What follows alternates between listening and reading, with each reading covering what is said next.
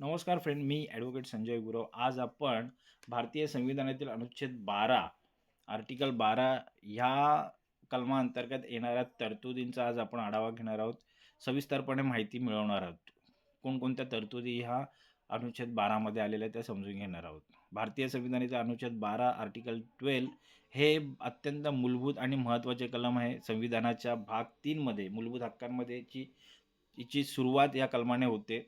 म्हणजे संविधानातील भाग 3 जो आहे, ह्या मूलभूत हक्क याची सुरुवात आर्टिकल 12 ने होते. या कलमाने होते. हे कलम कोणत्याही हक्काची यादी देत नाही, तर राज्य स्टेट म्हणजे नक्की कोण याची व्याख्या करते. काय सांगते हे कलम? तर राज्य म्हणजे नेमकं कोण, स्टेट कुणाला म्हणावे, राज्य कुणाला म्हणावे याची व्याख्या, याचं विश्लेषण हे कलम आपल्याला देतं. कलमाचे नाव आहे की डेफिनेशन ऑफ स्टेट, राज्यसंस्थेची व्याख्या.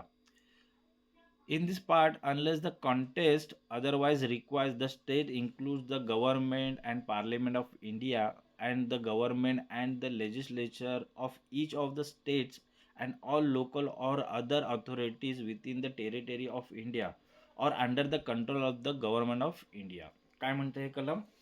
या भागात भाग 3 मध्ये संदर्भावरून अन्यथा आवश्यक नसेल तर राज्य या शब्दात भारत सरकार, संसद, घटक राज्यांचे शासन व विधानमंडळ आणि भारताच्या राज्यक्षेत्रातील किंवा भारत सरकारच्या नियंत्रणाखालील सर्व स्थानिक किंवा अन्य प्राधिकारी यांचा समावेश होतो.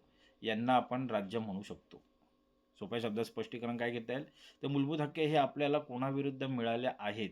तर ते राज्याविरुद्ध मिळालेले आहेत, गव्हर्नमेंट विरुद्ध मिळालेले आहेत. अनुच्छेद 12 सांगते की राज्य म्हणजे केवळ पंतप्रधान किंवा मुख्यमंत्री नव्हे, तर खालील 4 घटकांचा त्यात समावेश होतो. कोणत्या घटकांचा समावेश होतो? तर केंद्र सरकार आणि संसद, उदाहरणार्थ लोकसभा, राज्यसभा, आयकर विभाग हे राज्य घोषित होईल, यांना राज्य म्हणता येईल. तसेच राज्य सरकार, विधानमंडळ, उदाहरणार्थ विधानसभा, विधान परिषद यांनाही राज्य म्हणता येईल.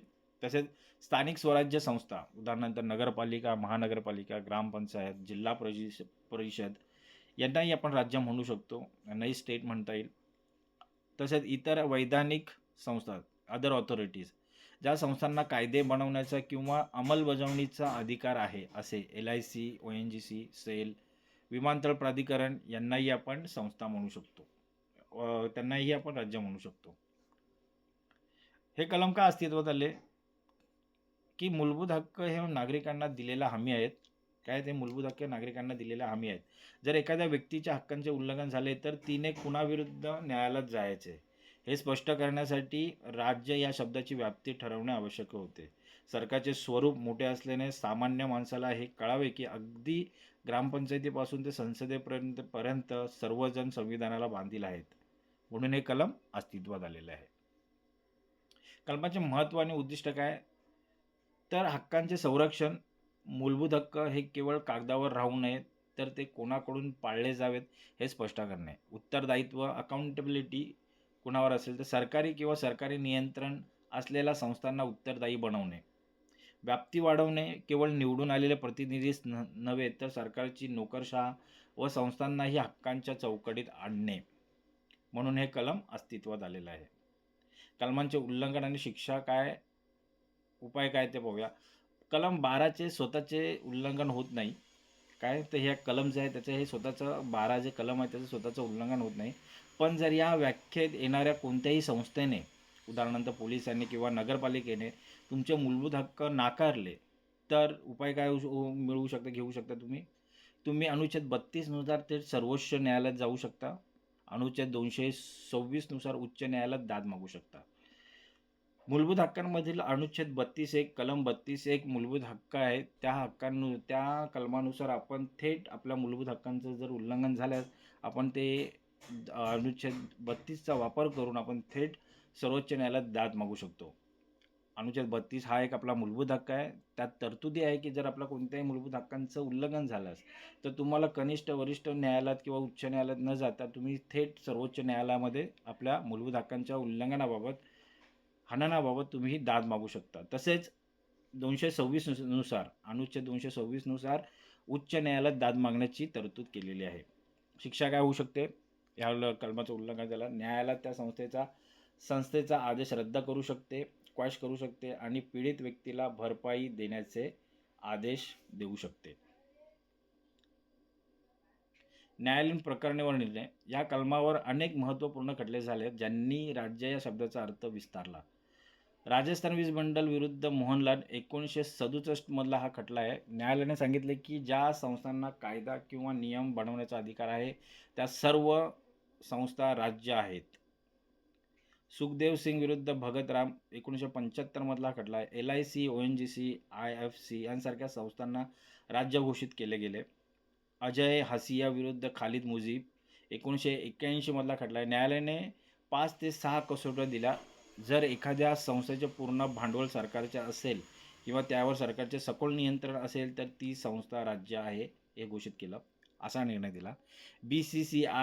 BCCI प्रकरण. सर्वोच्च न्यायालयाने स्पष्ट केले की BCCI ही राज्य नाही, कारण त्यावर सरकारचे आर्थिक नियंत्रण नाही, मात्र ती सार्वजनिक कार्य करते. BCCI काय हे राज्य नाही आहे, कारण त्याच्यावर सरकारी नियंत्रण नाही आहे किंवा आर्थिक नियंत्रण नाही आहे. आता ह्या कलमाच्या संबंधित असलेलं कलम कोणतं आहे आणि कायदे कोणते आहेत? अनुच्छेद 13 राज्याने मूलभूत हक्कांच्या विरोधात कायदा करू नये हे ह्या कलमाचा संबंधित कलम आहे संविधानिक. अनुच्छेद 32 आणि 226 राज्याविरुद्ध दाद मागण्याचे घटनात्मक उपाय आहेत. भाग 4 मध्ये DPSP मार्गदर्शन तत्त्वे पाळण्याची जबाबदारी ही याच राज्यावर असते. तेही काही संविधानिक कलमे आहेत या संबंधित. कलमाची समीक्षा काय करता येईल आपल्याला? सकारात्मक बाजू काय मांडता येईल कलमाची? या कलमाची व्याप्ती न्यायालयाने वेळोवेळी वाढवलेली आहे, ज्यामुळे नागरिकांना खाजगीकरणाच्या काळातही संरक्षण मिळते. नकारात्मक मर्यादा. न्यायव्यवस्था, ज्युडिशरी. राज्य या व्याख्येत येते की नाही. ही न्यायव्यवस्था, ज्युडिशरी राज्य या व्यवस्थेत येते, व्याख्येत येते की नाही यावर अजूनही पूर्ण स्पष्टता नाही. प्रशासकीय कामात न्यायालय राज्य असते. प्रशासकीय कामामध्ये न्यायालय हे राज्य असते, पण न्याय निर्णय देताना नाही. म्हणजे 2 भाग पडतात की जर प्रशासक काम असेल तर न्यायालयाला राज्य मानता येईल, पण न्याय निर्णय देताना न्यायालयाला राज्य मानता येणार नाही. तसेच पूर्णपणे खाजगी कंपन्या अजूनही या कक्षेत येत नाही आहेत. निष्कर्ष काय घेता येईल हा कलमाचा? अनुच्छेद 12 हे मूलभूत हक्कांचा पाया आहे. राज्य म्हणजे काय हे समजल्याशिवाय आपण आपल्या हक्कांची अंमलबजावणी करू शकत नाही. हे कलम सत्तेवर अंकुश ठेवते आणि हे सुनिश्चित करते की शक्तीचा वापर करणाऱ्या प्रत्येक संस्थेने नागरिकांच्या सन्मानाचा आणि हक्कांचा आदर केला पाहिजे.